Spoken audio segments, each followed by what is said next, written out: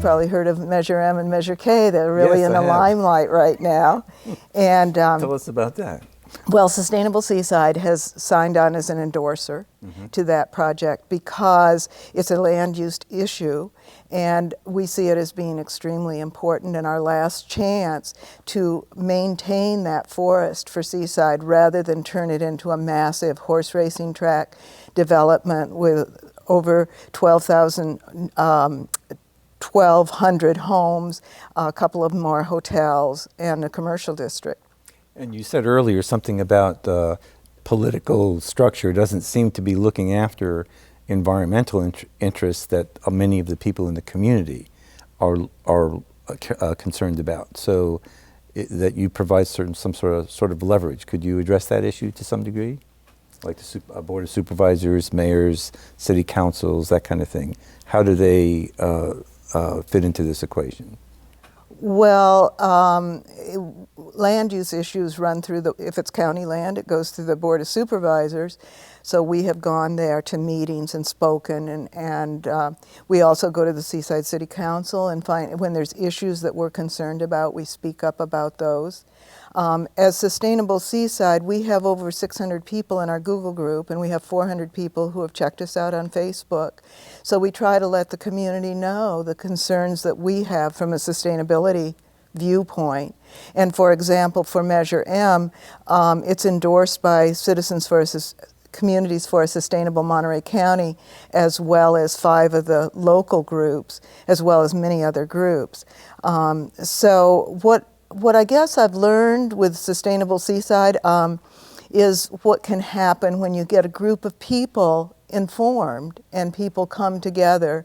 That's the power of a grassroots organization. And though I never set out to become involved in politics, that's sort of where it has led, because that's definitely part of the parcel. I mean, if you want to be forming ideas for your community, you need to know what your city council's doing, you need to know what the Board of Supervisors is doing, and you need to bring forward your ideas.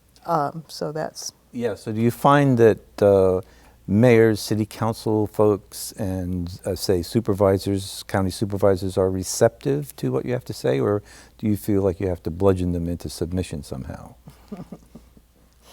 Well, once in a while they do listen to us. What does that take? I'm not sure. I'm right now with the Seaside City Council. I feel that they're very set on development ideas and moving ahead with any development. Now, I really feel that the city of Seaside needs new jobs. I'm very concerned about the businesses that are closing. I'm also concerned about what kind of jobs we bring. So I'm concerned that the City Council seems very much in favor of Monterey Downs before the EIR has been done, before we've determined where their water's coming from. I'm also not convinced that the jobs that Monterey Downs will bring will be really community-enhancing jobs, and for the long run will really serve us well. I, along with many, many people in the community, want to see the land that's already blighted, the land that has formerly been developed, be redeveloped. Now, the way Forrest set it up, that's not going to happen. But in the 21st century, it seems to me, we need to start looking at making the fee schedule so that a developer will take land that's been developed and redevelop it. I feel that the community businesses that have closed, they need to be redeveloped. There was a time when the Seaside City Council really was talking about infill, walkable community, bikeable community. That's what I think we really need at this point in time. I favor, Seaside has just inherited a forest at the Seaside border.